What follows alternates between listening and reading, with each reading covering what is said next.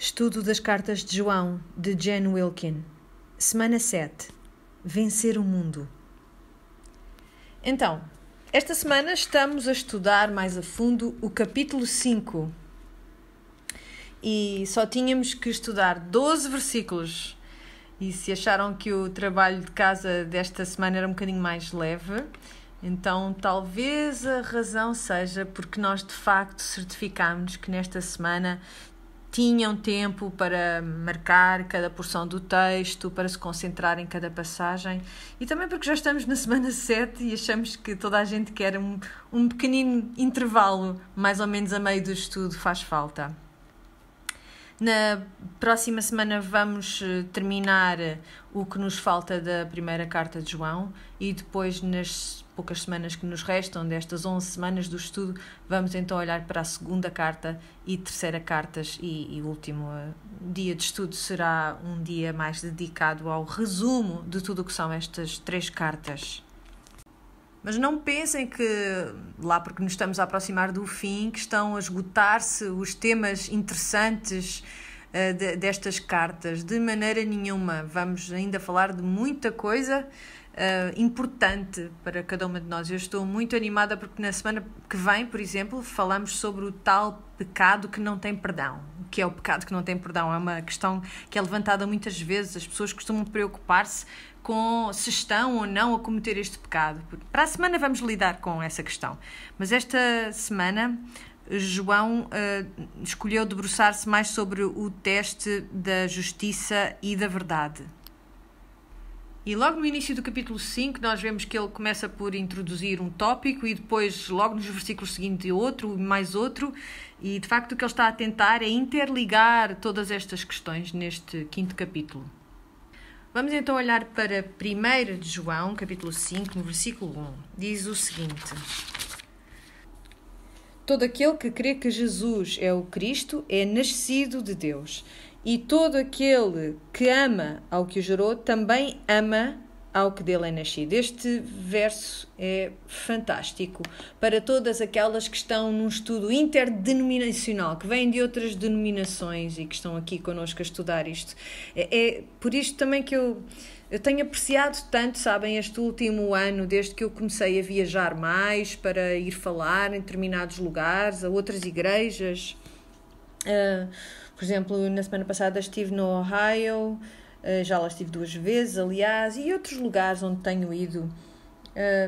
Até já tenho tido que apanhar aviões para ir para outros lugares e falar com mulheres sobre estes assuntos. E primeiro eu meditei um pouco sobre como é que seria isto de ir a outras igrejas, lidar com outros crentes, com outras denominações, e estava um bocadinho ansiosa. Sempre que estava no avião prestes a aterrar pensava: o que é que será que me espera? E na verdade aquilo que sempre resultou dessas minhas visitas é esta segurança de que há outros crentes, há crentes verdadeiros em todo o lado, em igrejas muito diferentes até, pessoas que estão profundamente preocupadas, ocupadas, dedicadas a esta coisa de conhecer bem a Deus. Há mulheres que são inteligentes e dotadas e querem servir ao Senhor bem. E por isso, quando eu vou a uma igreja que não é sequer da minha denominação, há sempre um nervosismo associado. Eu espero que aquilo que nós tenhamos em comum seja maior do que aquilo que nós não temos em comum. E sabem que é sempre... E é isso que este versículo está a tentar dizer-nos. Todo aquele que crê que Jesus é o Cristo é nascido de Deus. Portanto, esta é aquela coisa, aquela característica que nos une a todas. Não importa a nossa denominação, não importa como tu cresceste. É isto que une todos os crentes em todo o lado, que nós cremos e afirmamos que Jesus é o Cristo e que é nascido de Deus.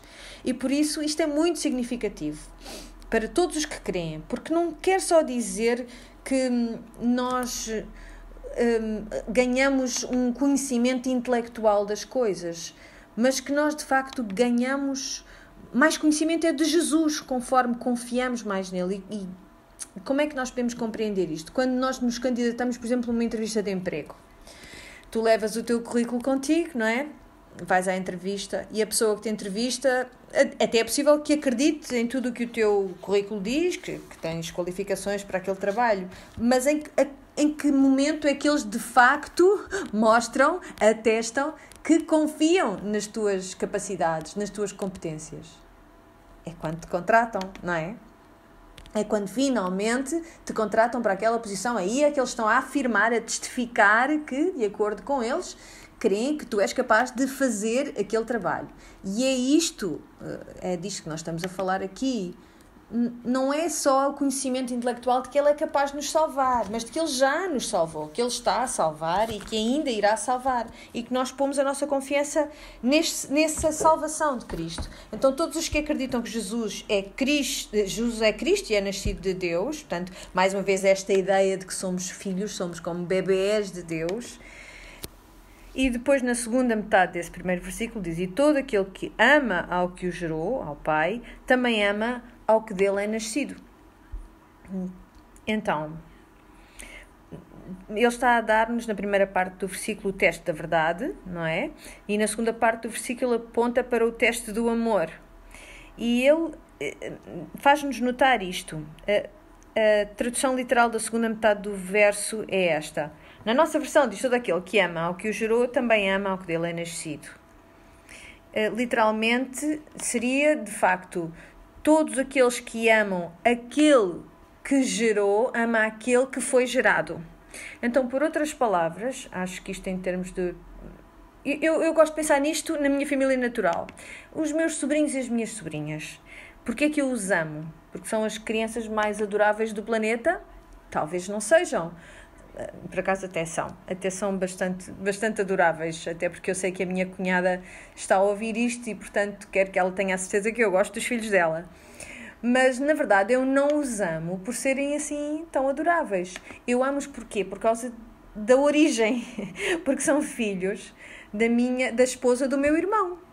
Uma alusia de qualquer modo, porque eu amo aquele que gerou e, portanto, eu amo os que foram gerados. Quando olho para a família de Deus, eu penso em como, se eu amar o Pai, eu também amo aqueles que Ele gerou, aqueles que são seus filhos. Não os amamos por outra razão, senão o facto de serem da nossa família, pertencerem aos nossos. Mesmo aqueles que vêm de famílias um bocadinho mais difíceis, e estamos quase a chegar às festas, portanto vamos poder encontrar-nos todos, mas mesmo aqueles que tenham famílias mais difíceis, a razão pela qual essas circunstâncias são difíceis não é porque não amas a tua família, mas porque os amas. Não é porque não os amas, mas sim porque de facto lhes tens amor. Então as implicações aqui não são... porque tudo será fácil pelo facto de amarmos os filhos de Deus. Nada é fácil aqui. Vamos perceber isso conforme conforme avançamos no nosso estudo. Mas porque têm uma relação com o mesmo Pai que nós temos. No versículo 2 diz: nisto conhecemos que amamos os filhos de Deus, quando amamos a Deus e guardamos os seus mandamentos. Portanto, ele agora está de novo a apontar para este teste da justiça. E para que nós percebamos como isto está tudo ligado na sua mente. Não é apenas, há aqui esta maneira, depois também há esta outra maneira, ainda há uma terceira maneira. Não. Tudo está interligado. Tudo tem que trabalhar junto. Por isso... nós sabemos que amamos aos filhos de Deus quando guardamos os seus mandamentos, porque os mandamentos são esses mesmos: ama os teus irmãos. Então, diz no versículo 3, porque este é o amor de Deus, que guardemos os seus mandamentos. Então, mais uma vez, ele está a voltar a esta ideia: não percebes que a obediência é o sinal exterior de que de facto amamos a um Deus que dizemos amar. E depois desta conversa que já tivemos ao longo destas semanas sobre como o amor de Deus se expressa na obediência aos seus mandamentos, ele enfia esta ideia nesta pequena frase: os seus mandamentos não são pesados ou penosos. Para a vossa informação, não são pesados nem penosos. Porquê é que ele precisa de nos dizer isto? Esta semana no vosso estudo tiveram que responder. Aliás, primeiro eu perguntei-vos, o mundo acha que os mandamentos de Deus são pesados? Quais é que o mundo acha que são pesados?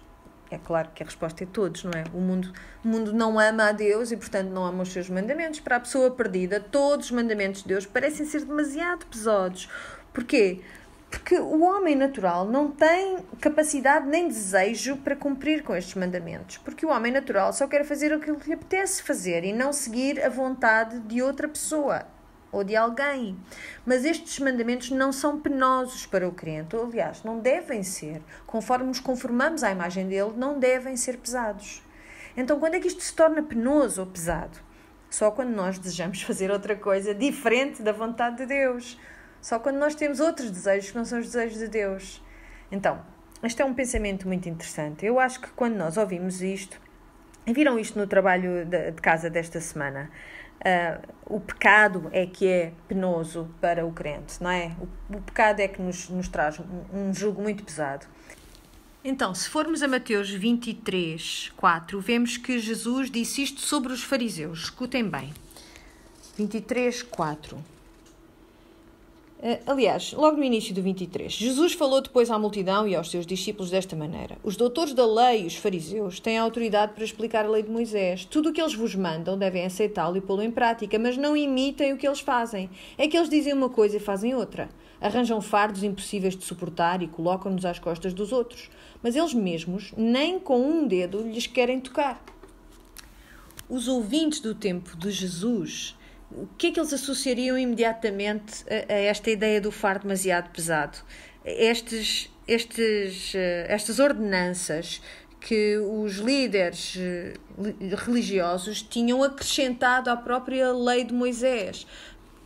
Tudo aquilo que era considerado trabalho ou que não era considerado trabalho, todas as normas que existiam na altura e que tinham sido acrescentadas à lei de Moisés, e tudo aquilo que tinha dado com Jesus em doido durante o seu ministério, todas estas coisas que não faziam parte da lei de Deus. Lembram-se da situação em que lhe foi pedido que curasse a mão do homem e era sábado? Lembram-se que estava toda a gente à espera de ver o que é que ele ia fazer, já que sabiam que era sábado e que havia uma quantidade de coisas que não é suposto fazer só sábado. Será que isso era trabalho? Portanto, aquilo que os fariseus tinham feito essencialmente é agarrar na lei de Deus e acrescentar, até ao ponto em que eram um fardo insuportável para todos aqueles que serviam ao Senhor.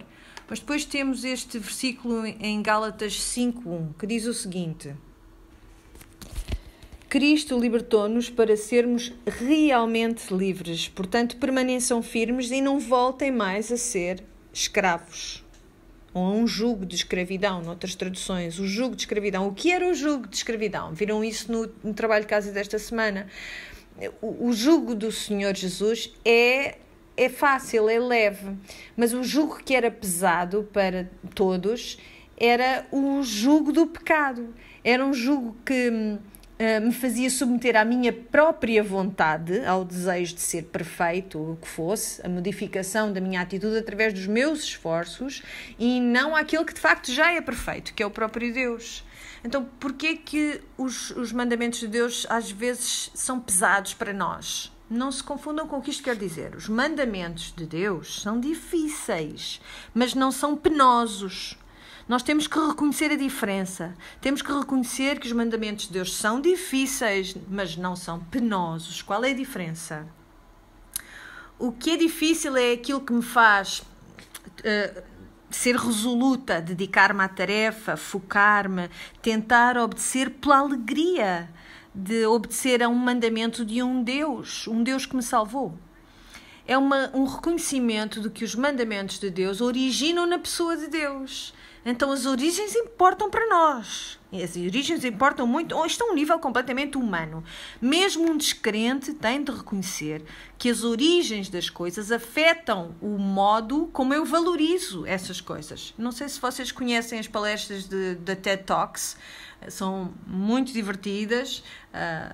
Há até quem diga que uma pessoa não pode ficar mais esperta só vendo programas na televisão, e estão erradas, porque eu vejo os TED Talks na televisão e estou muito mais esperta do que era. Portanto, a premissa é esta: cada pessoa que vai falar a TED Talks tem 20 minutos para falar sobre um assunto no qual se consideram peritos. E há um investigador que se chama Paul Bloom, do Instituto de Massachusetts, tem um doutoramento em Psicologia, e a sua pesquisa centra-se na questão do prazer. como é que os seres humanos obtêm prazer em coisas específicas. E uma das coisas que ele descobriu nos seus estudos, na sua investigação, é que nós tiramos mais prazer de algo quando conhecemos e valorizamos a sua origem. Há muitas implicações para os crentes nesta ideia, há muitas implicações. Por exemplo, eles fizeram uma pesquisa que era assim, tinham um grupo de participantes dessa investigação e pediram a este grupo, perguntaram-lhes quanto é que pagariam por uma camisola que tivesse pertencido ao George Clooney. Presumo que fosse um grupo de mulheres a quem eles perguntaram, fizeram esta pergunta, e então as pessoas davam respostas diferentes. Eu pagava X, eu pagava Y. Chegávamos assim a umas quantias exorbitantes que as pessoas estavam dispostas a pagar por uma camisola que já tivesse sido usada pelo George Clooney. Mas depois a pergunta tinha uma segunda parte. Quanto é que tu pagarias se essa camisola já tivesse sido lavada antes de receberes esta camisola? Basicamente o que eles responderam foi que então não pagariam tanto assim por ela. Portanto, a sua apreciação, a sua valorização daquele objeto diminui numa proporção direta à distância entre o objeto e a tal pessoa que foi proprietária desse objeto, a pessoa que nós valorizamos. Então isto, por exemplo, sabem que quando alguém descobre que tinha um quadro que pensava que era autêntico, afinal esse quadro é uma cópia. E mesmo que essa cópia seja perfeita, muitas vezes são perfeitas, são exatamente iguais ao quadro original, uma vez que o dono saiba que não é de facto um quadro do Da Vinci ou de quem quer que seja, as pessoas perdem todo o interesse em serem donas daquela obra de arte, da suposta obra de arte. Porquê? Porque a origem importa-nos. Nós valorizamos as coisas de acordo com as suas origens. E isto há tantas implicações para o crente. Por exemplo, no modo como nós tratamos a criação de Deus, como nós nos tratamos uns aos outros. Mas, neste caso, eu quero que nós pensemos nas implicações para a lei de Deus. O que é que isto origina? A lei de Deus reflete o verdadeiro caráter de Deus. Portanto, a razão pela qual tu e eu queremos obedecer à lei é porque nós valorizamos aquele de quem vem a lei. Vem de um Deus a quem nós amamos e adoramos. Nada pode diminuir este valor. De facto, quanto mais nós apreciamos a origem, o originador desta lei, mais amamos e guardamos a sua lei enquanto crentes. Por isso a lei é difícil, mas não é penosa. Quando algo é penoso, quer dizer que eu queixo-me sempre daquilo que tenho de fazer, tento adiar aquilo que tenho de fazer, como os israelitas fizeram no Antigo Testamento, no deserto, estavam constantemente a olhar para trás, para o Egito, a dizer, ai que bom que era, tínhamos panelas de carne, que bom que era. Portanto, para eles era penoso estarem a obedecer a Deus. Sabem que antes de eu ter tido filhos, eu não era uma pessoa assim muito maternal, por exemplo, detestava fazer de babysitter e evitava fazer de babysitter. Eu tenho 2 filhas, por acaso, que adoram ser babysitters e eu mal me posso impedir de dizer porquê? Porquê é que tu gostas tanto de ser babysitter? Não há dinheiro no mundo que pagasse eu estar a tomar conta de crianças rabugentas que não fossem as minhas. Por isso, literalmente, quando eu estou a dar à luz no hospital, eu estou a orar a Deus, Senhor, permite que eu o ame e que queira cuidar dele. E vocês sabem que até acontece, não é? É o que acaba por nos acontecer. Eu quis amar o meu filho e tomar conta dele. Portanto, isso mudou para mim, essa experiência. A partir desse momento, tomar conta de uma criança deixou de ser penoso para mim. Por exemplo, não havia nada que eu desejasse fazer mais do que estar com o meu bebê. Foi difícil? Oh, minha irmã, se foi difícil. E depois, ainda por cima, ainda juntei dificuldade à dificuldade, porque continuei a ter filhos para ali afora. Mas eu adorava e continuo a adorar isto. Continua a ser uma coisa que não é penosa para mim. É difícil. É uma nova espécie de difícil de cada vez que tenho um filho e a cada semana que passa. Mas não é penoso. Não me faz querer rejeitar aquilo que me foi dado a fazer. Por isso, eu amo a lei de Deus porque eu amo a Deus. Nós tivemos uma sessão de perguntas e respostas a seguir a uma conferência onde eu participei. E estive num painel em que estavam mais 2 raparigas jovens também a falar. Sabem que no nosso contexto nós falamos muito de graça.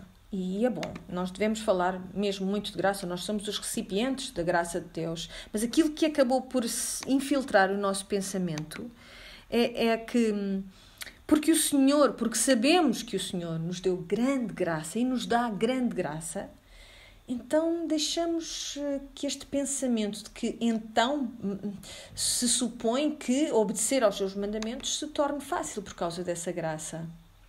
Portanto, houve alguém que colocou uma pergunta, estávamos a falar sobre os pecados da língua, que é o meu tema favorito, e a pergunta que foi posta por uma das mulheres que lá estava, que estávamos a falar como a graça nos muda, há uma passagem em Tito, no 2º capítulo, que nós somos ensinados pela graça a dizer não a todas as concupiscências do mundo.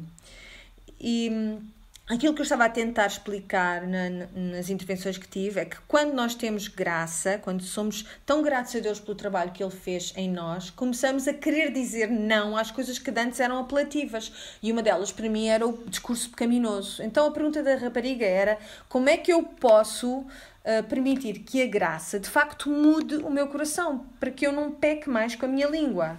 Então, porque eu tinha dito que os pecados da língua, na verdade, eram pecados do coração. O ponto dela era esse: como é que eu faço com que o meu coração mude para que eu não queira mais pecar com a minha língua? Então, a pergunta era: como é que eu posso deixar que a graça afete o meu coração e também afete o meu discurso? Em vez de, a pergunta era esta, tentar esforçar muito para parar de pecar com o meu discurso.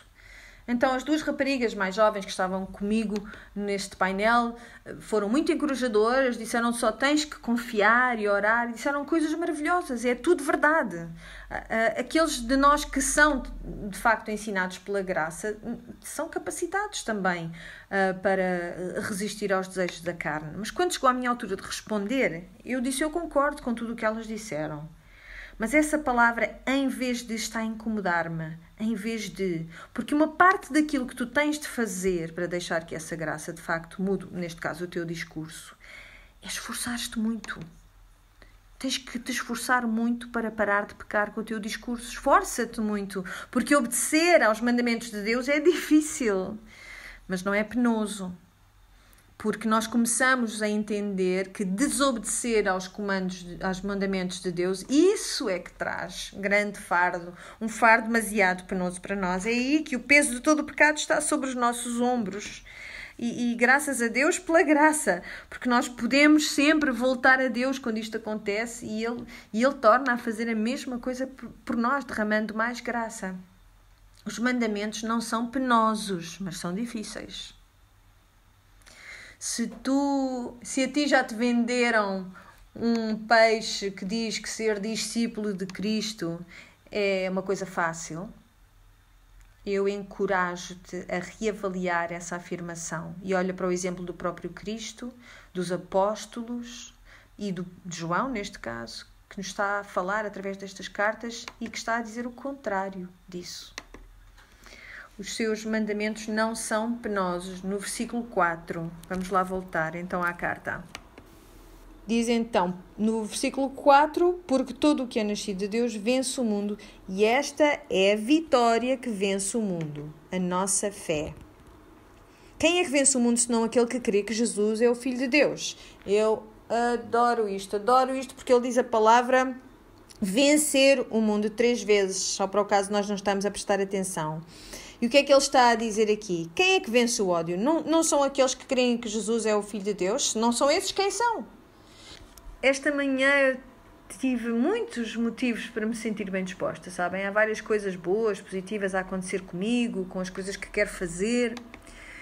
E nos primeiros 5 minutos que me sentei ali a uma mesa, antes de vos vir falar, ouvi 3 histórias verdadeiramente horríveis, pesadas, difíceis. E depois o pastor da igreja passou por mim e perguntou-me: achas que vais ter tempo esta semana para conversarmos?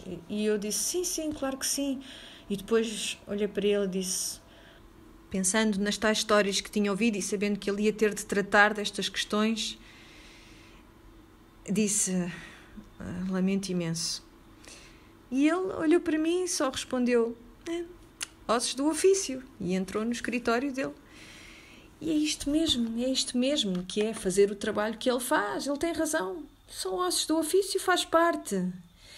Há este carregar os fardos uns dos outros, aquelas coisas que nos acontecem na vida, e sabendo que esta passagem em João nos está a dizer, em 1 João nos está a dizer, é que nós vamos vencer isto. Eu preciso ouvir isto vez após vez, porque a minha perspectiva do que é vencer o mundo é que fica tudo resolvido e depois eu posso ir à minha vida alegremente. Mas vencer tem mais a ver com permanecer firme até ao fim e confiar que há mais coisas a acontecer do que aquilo que é visível naquele momento. Por isso eu gosto muito destes versículos e desta referência à vitória, a vencer o mundo. Sabem que, talvez alguns saibam, que eu tinha 8 anos quando os meus pais se divorciaram. Até essa altura a minha mãe tinha ficado em casa para cuidar de nós. Pode dizer-se que nós estávamos a viver aquela vida típica dos anos 50, da mãe que fica em casa, que cuida dos filhos o tempo inteiro, que toca guitarra, cantamos canções, vivíamos numa casa grande, uma região muito simpática da cidade onde estávamos. Só que depois do divórcio isto mudou tudo. A minha mãe teve de arranjar outro sítio para nós vivermos. Ela não tinha dinheiro suficiente para nos encontrar nada ao nível daquilo que estávamos habituados, e em termos de trabalho ela também teve de penar um bocado, porque ela era muito qualificada, mas não havia nada na área para que ela tinha sido preparada. E então ela andava à procura de um lugar para nós vivermos, e acabámos por passar desta tal casa de 6 assoalhadas para uma outra com 2 assoalhadas, em que, bem, para aspirar bastava-me ligar o aspirador a uma ficha e limpava a casa toda. Claro que, por um lado, era ótimo. Mas só para vos dizer que foi uma grande transição e passar de uma situação para a outra. Não é que vivêssemos numa zona da cidade má, perigosa, mas também não era propriamente muito simpática.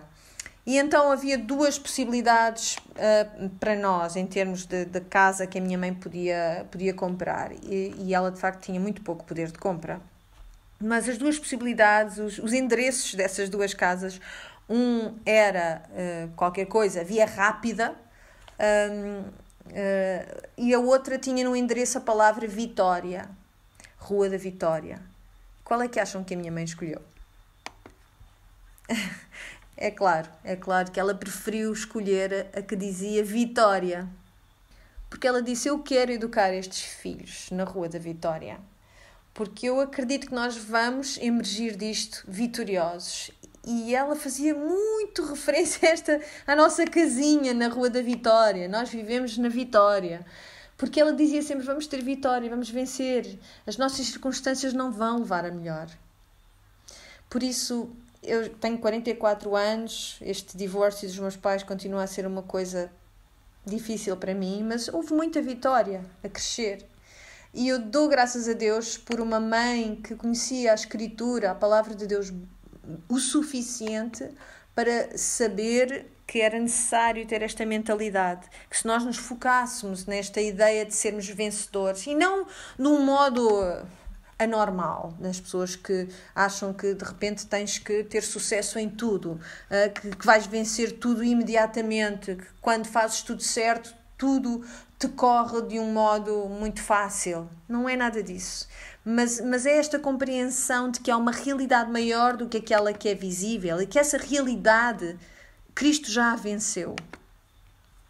E que nós podemos também vencer, então, por causa disso, não tentando dar um jeito nas circunstâncias e mudá-las a nosso bel prazer, mas navegando através destas circunstâncias com a graça que nos foi dada e a fé de que o Senhor está lá para nos sustentar através destas circunstâncias, e com os nossos olhos não na sobrevivência, mas de olhos postos de facto na transformação pela qual nós podemos passar por causa de estarmos nestas circunstâncias, de modo a que quando o próximo ataque vier, quando a próxima dificuldade vier, eu já vou estar mais equipada para lidar com essas novas circunstâncias, que eu vou ser fortalecida por causa destas experiências. Uma maior confiança de Deus vai nascer em mim por causa destas experiências, porque é esse o aspecto da vitória. Não é a batalha já está conquistada, já está pronta, acabou, agora é tudo fácil.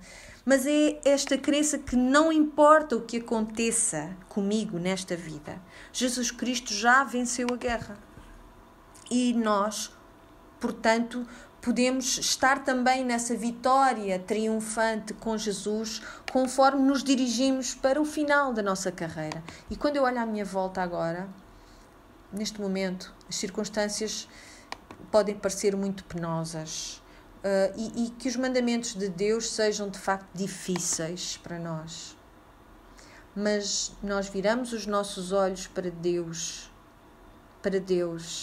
em vez das circunstâncias. Como é que nós vencemos o mundo? Para alguns, há esta ideia de que nós navegamos através de circunstâncias e assim elas são ultrapassadas. Mas há outros para os quais estas coisas que de antes nos pareciam atraentes e desejáveis, nós começamos a vê-las com outros olhos. E assim vencemos estes desejos, estas concupiscências da carne. Elas deixam de ser, de facto, concupiscências. Nós já não as queremos. Portanto, é o meu foco que muda. É o meu desejo que muda. Eu lembro-me, por exemplo, do tipo de alimentação que nós tínhamos quando éramos miúdos. A culpa não era da minha mãe, era o que toda a gente comia nessa altura. Muita carne picada, alface, iceberg, queijo americano. E eu quase que garanto que o queijo americano não é mais do que pedaços de Barbie derretidos e envoltos depois em papel celofane. Tenho quase a certeza que é isso. É disso que é feito o queijo americano. Por isso, agora... comíamos também muitas salsichas, diferentes combinações de salsicha e carne enlatada. E agora, não só nós sabemos mais... E é provável que até nessa altura já soubéssemos que não era o ideal para nós comermos aquelas coisas, só que hoje em dia tens muito mais possibilidades alimentares. Mas eu olho para trás, para aquilo que eu comi, e eu penso, eu nem sequer merecia estar vivo hoje em dia, com base na maneira como tratei o meu corpo, a dar-lhe aquelas coisas.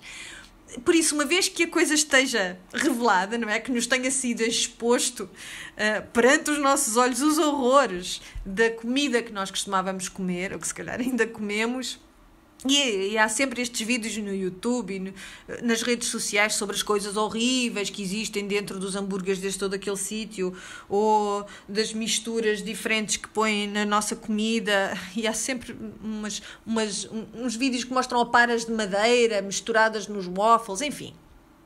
É horrível porque deram cabo dos nossos gostos, das coisas que nos apetecia comer. Mas é uma coisa que já não podemos escapar. É evidente agora para nós que há coisas que comíamos que nos faziam mal. E há muitas coisas que eu ainda gosto e ainda quero comer.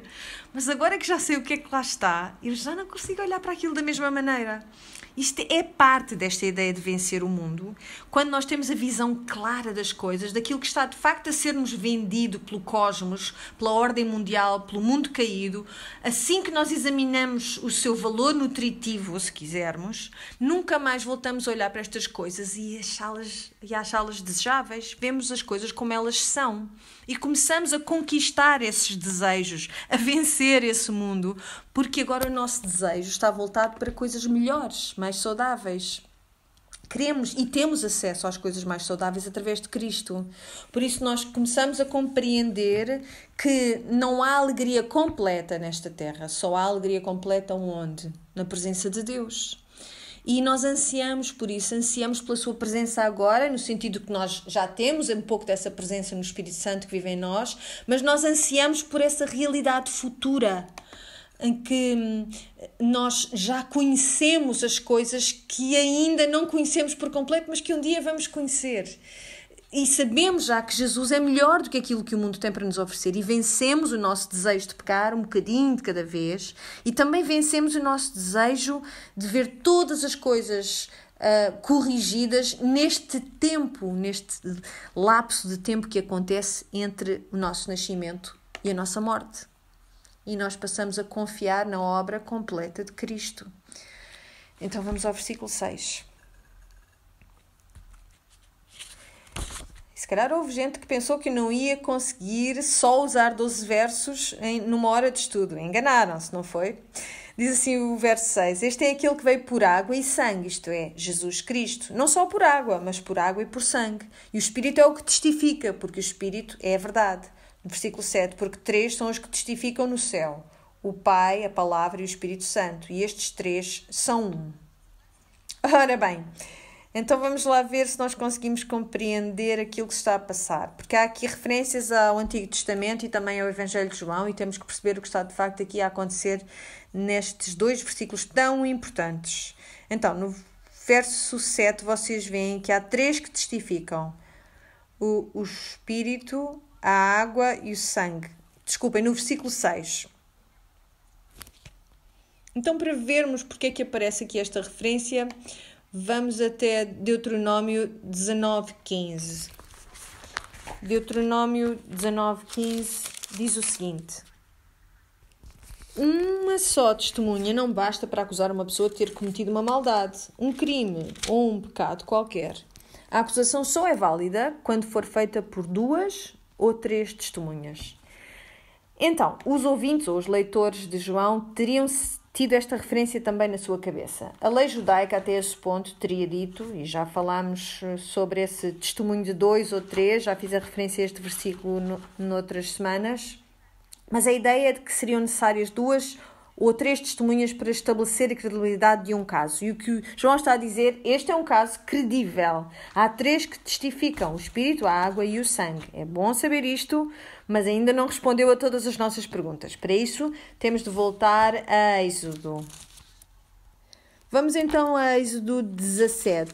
Aliás, antes disso, deixem-me dar-vos uma explicação, um preâmbulo. Os israelitas já tinham sido libertados da escravatura do Egito. E qual foi o grande evento que fez com que o faraó finalmente dissesse fora daqui? Foi o quê? Foi o evento da Páscoa, não é? Quando o anjo da morte passou sobre as casas e todas aquelas que tivessem o sangue do cordeiro sem mácula, que tivesse sido morto para aquele sacrifício, para aquela Páscoa, por cima das ombreiras da porta, o anjo da morte não visitava essa casa e o primogênito dessa casa não morria. Então aí o sangue libertou-os da escravatura, do pecado. Por isso esta é uma imagem da nossa salvação, da história da nossa salvação.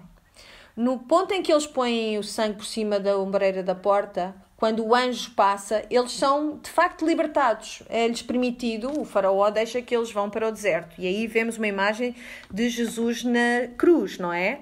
Há um sangue que é derramado e nós somos libertados da nossa escravidão para com o pecado. Mas a história não acaba aí, porque eles vão para o deserto e qual é a primeira coisa que acontece? O pecado persegue-os.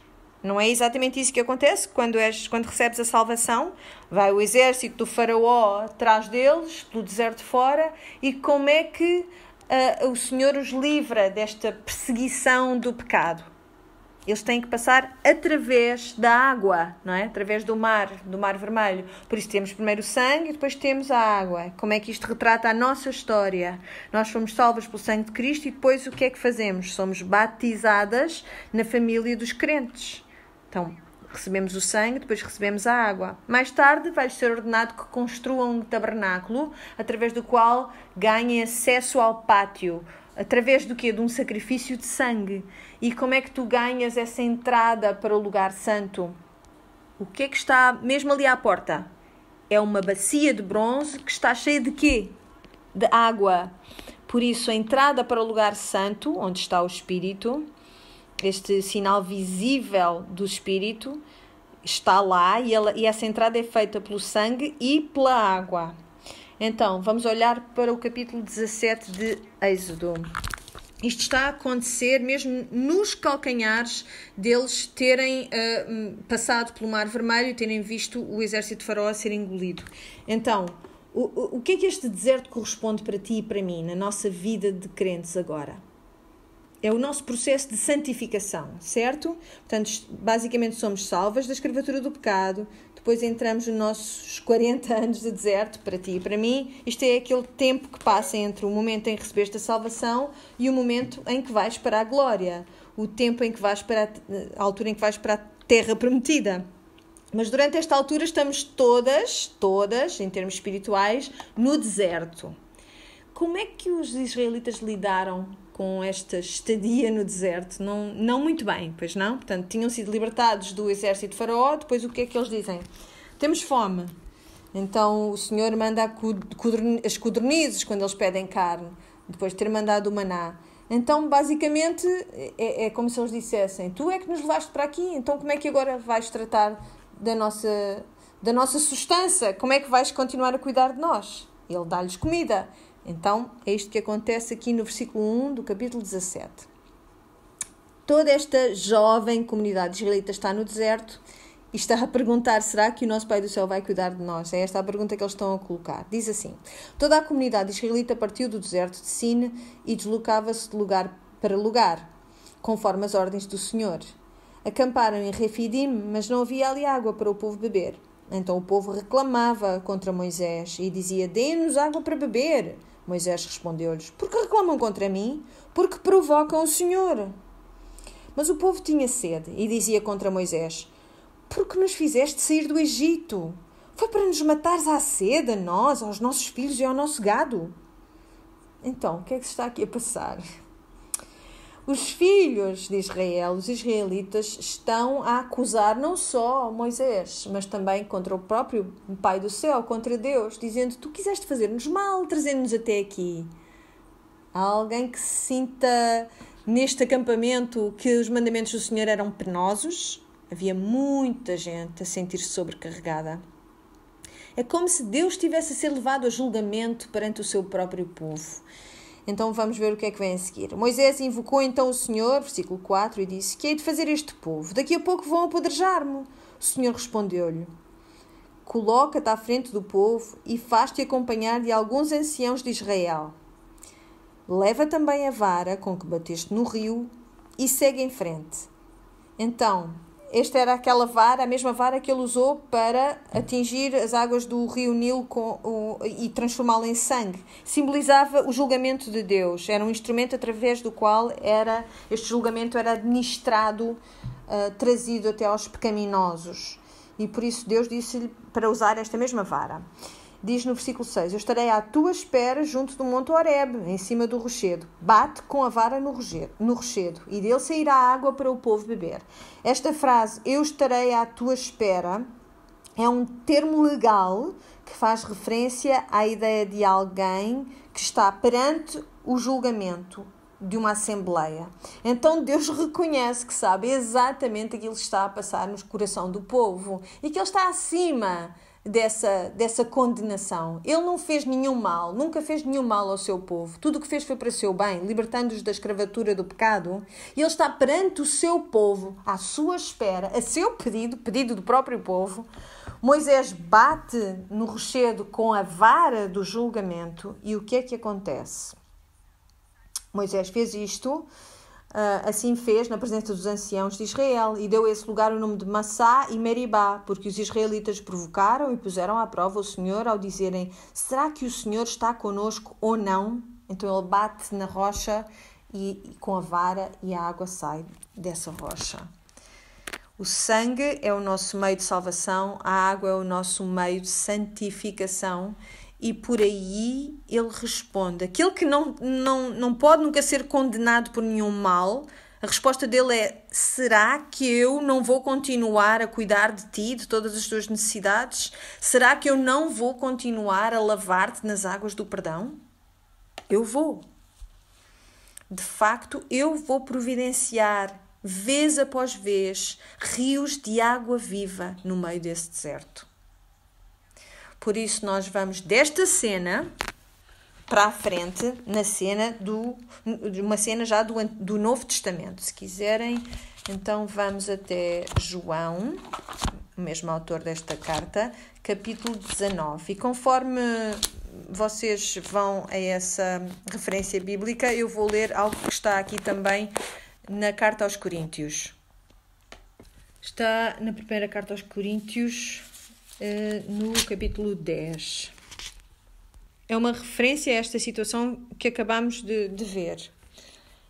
Diz assim Paulo, nos versículos 3 e 4, todos comeram do mesmo pão espiritual e beberam da água que Deus fez sair da pedra espiritual que os acompanhava. E essa pedra era Cristo. Por isso, só para o caso de ainda não termos entendido muito bem, Paulo quer que nós compreendamos que aquilo que aconteceu em Horebe é uma imagem que era suposto apontar-nos para Cristo. Ele próprio iria ser batido em julgamento, iria ser atingido e posto em julgamento por um pecado que não cometeu. Não quero aqui apontar o óbvio, mas quem escreveu o Evangelho segundo João era o mesmo João destas cartas que estamos a estudar. Então, estamos na crucifixão de Jesus, versículo 31. Como era a preparação da Páscoa e também o início do sábado, porque aquele sábado era muito solene, os corpos dos condenados não deviam ficar na cruz. Por isso os chefes dos judeus pediram a Pilatos que mandasse quebrar as pernas aos crucificados e retirar os corpos. De facto, os soldados foram e quebraram as pernas aos 2 homens que tinham sido crucificados ao mesmo tempo que Jesus. Mas quando chegaram a Jesus, vendo que ele já tinha morrido, não lhe quebraram as pernas. Então, antes de avançar para o próximo versículo, porquê é que este sábado era tão solene? Qual era este sábado que estava a ser celebrado na altura da crucifixão de Jesus? Era o sábado da Páscoa. Ele é morto na Páscoa, ele é o Cordeiro da Páscoa, o que nos remete de novo para a história que é que vamos ler em Êxodo. Então, provavelmente sabem que esta era uma prática dos soldados romanos, para assegurarem que não tiravam ninguém da cruz sem estar de facto morto. Se a partir de uma determinada altura a morte não tivesse acontecido, eles quebravam as pernas das pessoas que estavam na cruz para que assim as pessoas não se pudessem suster e não se sustendo os braços, a posição dos braços impedisse a respiração eficaz. E isso acelerava a morte, não é? Eram incapazes de pôr ar suficiente nos pulmões para viverem. Por isso, quando chegaram a Jesus, ele já tinha morrido. E então, no versículo 34, no entanto, um dos soldados espetou-lhe a lança no peito e imediatamente saiu sangue e água. Quem viu estas coisas dá testemunho e o seu testemunho é verdadeiro. E ele sabe que diz a verdade, para que também vocês acreditem. O que é que se está a passar aqui no versículo 35? Quem viu estas coisas dá testemunho. Ele está a falar de quem? Os soldados? Não, é o próprio João. Aquilo que eu vi, aquilo que eu escutei, aquilo que eu toquei, disso eu dou testemunho. É muito importante. Ele faz-nos saber que o soldado veio e espetou o lado de Jesus e saiu água e sangue. E ele está a dizer-nos, eu vi mesmo isto, eu sou uma testemunha de que isto de facto aconteceu. O que é que ele está a dizer? Que Jesus de facto estava morto quando o soldado fez isto, porque este fluxo de água e de sangue significava que tinha acontecido uma paragem cardíaca. Ele estava de facto a ser testemunha de que a morte aconteceu. Jesus passou pela morte, Jesus esteve morto. E ele volta a essa ideia nas suas cartas, tentando combater a ideia que os gnósticos tinham de que Jesus era um espírito que incorporou num corpo durante um tempo e que depois foi para o céu, na crucificação, que ele de facto não experimentou a morte. Mas João diz, não, eu estava lá, eu vi, quando ele espetou a lança, saiu água e sangue. Do lado de Jesus flui a água e o sangue. Água para a nossa santificação e o sangue para a nossa justificação. O sangue para a remissão, a água para a regeneração, o sangue para a expiação, a água para a purificação. Ali mesmo, aos pés da cruz, esta rocha está fendida. A água e o sangue que fluem deste lado de Cristo. Lembram-se da história da criação? Adão estava no jardim e Deus diz: não é bom para o homem estar sozinho, e por isso põe-no num sono profundo, e ele fura o lado de Adão, e desse lado ele tira a sua noiva, Eva. E aqui, neste momento da crucifixão de Cristo, nós vemos o segundo Adão, o Adão que tem o seu lado também ferido, como o primeiro Adão. E deste lado ferido é que vai sair a sua noiva, que foi comprada com o seu sangue, foi lavada pela água de santificação. Mas se essas são as duas testemunhas, quem é a terceira testemunha? O Espírito Santo, que vem viver em mim e em ti, do mesmo modo que esteve lá manifestamente no tabernáculo, cuja entrada era ganha através da água e do sangue. Assim, desse modo, ele entra no nosso coração, abre as cortinas, rasga-as de cima a baixo, e o Espírito Santo agora vive dentro de nós e é testemunho desta água e deste sangue que nos purificam e nos salvam. Versículo 9. Versículo 9 da primeira carta de João. Vamos voltar lá. Se recebemos o testemunho dos homens, o testemunho de Deus é maior. Porque o testemunho de Deus é este, que de seu Filho testificou. Quem crê no Filho de Deus em si mesmo tem o testemunho, em si mesmo. Quem em Deus não crê, mentiroso o fez, porquanto não creu no testemunho que Deus de seu Filho deu. E o testemunho é este, que Deus nos deu a vida eterna. E esta vida está em seu Filho. Quem tem o Filho tem a vida. Quem não tem o Filho de Deus não tem a vida. Então temos esta repetição de testemunho, de teste, de testemunho, de testificar, esta palavra repetida vez após vez nestes versículos. No passado já vimos que Deus é maior do que os nossos corações, certo? Já estudámos tivemos isso numa das semanas, falámos sobre o facto de Deus ser maior que o nosso coração. Na semana passada falámos sobre o facto de Deus ser maior do que aquele que está no mundo. E aqui vemos que o seu testemunho é maior que o testemunho dos homens. Então o testemunho de Deus é mais importante do que o testemunho dos homens. Nós temos o testemunho dos homens, nós temos o testemunho de João. É basicamente aquilo que João estava a dizer. Eu estava lá e vi. Então ele agora está a apelar a esta ideia de que nós temos o testemunho interno do Espírito Santo. Isto é muito importante para nós percebermos enquanto crentes, porque nós temos coisas externas que são objetivas, maneiras objetivas através das quais nós podemos saber que isto é verdade que aconteceu. Temos o sangue e temos a água. Mas depois temos também um testemunho interno, que já é subjetivo, do Espírito Santo, que diz sim, eu também testemunho da verdade dessas duas coisas exteriores, que são a água e o sangue. Isto incomoda-nos um bocado, que nós tenhamos uma parte da nossa fé que é interna e que é subjetiva.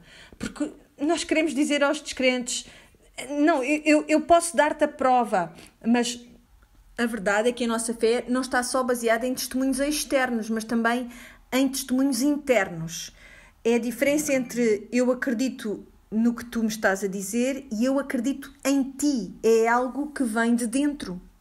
E é por causa desta diferença que duas pessoas podem escutar um ensino e uma sair desse ensino dizendo: uau, sinto-me transformada, agora entendo, de facto, compreendo aquilo que me foi ensinado. E a outra sai desse mesmo ensino dizendo: não percebo nada daquilo que disseram, isto não me diz nada, não me diz coisa nenhuma. Porque o crente tem o testemunho do Espírito Santo dentro de si, que atesta quanto à veracidade daquilo que está a ser dito, daquilo que é dito pela própria palavra. Por isso, o testemunho do homem é uma boa coisa, claro, mas o testemunho de Deus é maior. Por isso, quando Jesus diz: eu vou para que vocês possam receber outro, que venha, que seja o vosso ajudador, porque é melhor para vocês que eu vá, é isso que ele está a dizer. Mas mesmo para o descrente, eles próprios têm um testemunho interno e subjetivo que confirma ou que nega a verdade daquilo que ouvem. Mas não é o Espírito Santo esse testemunho. São eles mesmos, a sua consciência. É a isso que tu te vais sujeitar? A pessoa que mais depende de provas objetivas para decidir se acredita ou não acredita numa coisa o cientista, a pessoa com o doutoramento, que muito estudou, a pessoa que acredita que é demasiado esperta para Deus, porque pode olhar à sua volta e procurar provas objetivas para aquilo que acredita ou não acredita, ainda assim essa pessoa está subjugada ao seu próprio testemunho interior e subjetivo daquilo que é verdade ou que é mentira. É o seu próprio conselho que é aplicado a cada um dos pontos de discussão.